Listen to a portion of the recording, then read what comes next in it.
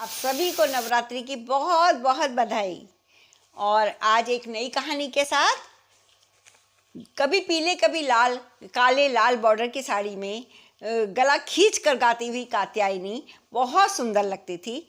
और जब वो पूरे खींच के गले खींच करके आवाज़ करती थी तो ऐसा लगता था मानो उसके गले में कात्यायनी देवी ही विराजमान हो गई हों।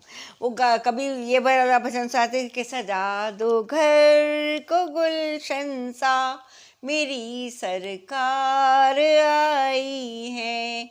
या फिर कभी ओ माता शेरा वाली, या चलो बुलावा आया है, माता ने बुलाया है। कभी कभी कोई उसे टोकता कि अरे तुम सब बहुत अच्छे अच्छे भजन करती, कही माँ ये आप ही सबका आशीर्वाद है, आप ही सबके प्रभाव से ही हो रहा है ये सब, क्योंकि आप सब लोग इतनी हिम्मत हमें देते हैं, आप सब लोग तारीफ कर देते हैं तो हम में जोश आ जाता है, हम भी बहुत अच्छे से भजन सुना देते हैं। अभी सुबह से एक जगह कीर्तन करके आई हूँ, एक जगह सुंदरकांड था, उन्होंने पता है 1800 रुपये दी और एक साड़ी भी। तो ये कहते कहते उसके चेहरे पर एक अलग ही संतोष का भाव था।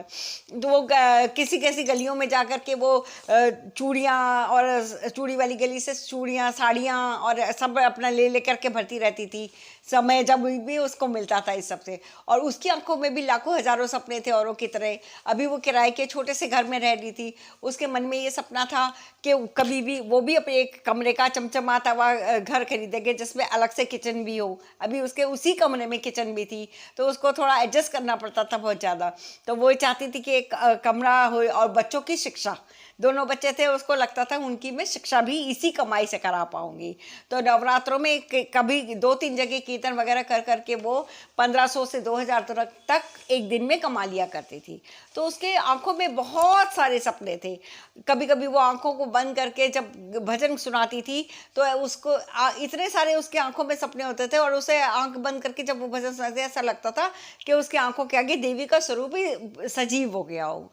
तो उन सपनों के साथ, और ये कोई एक नहीं है, ये आपको नवरात्रों के दिनों में कहीं भी कोई भी कात्यायनी मिल जाएगी जो इसी तरह से भजन सुना रही होगी, कहीं ना कहीं कीर्तन कर रही होगी ढोलक मंजूरे के थाप के साथ, और उसकी आंखों में भी लाखों हजारों सपने होते हैं। अगर हम उन सपनों को पूरा करने में थोड़ी हेल्प कर सके तो, क्योंकि इस तरह से भजन सुनाने में भी कोई आसान बात नहीं है। रोज़ उसको भी गले में एक दुख जाता था भजन गाते गाते, वो भी कभी गरारे करती, कभी कुछ और लेती, कभी गर्म चाय से अपने गले को सही करती। तो इस तरह की अगर हम किसी की सहयोग कर सके तो कर दें। Bye, take care.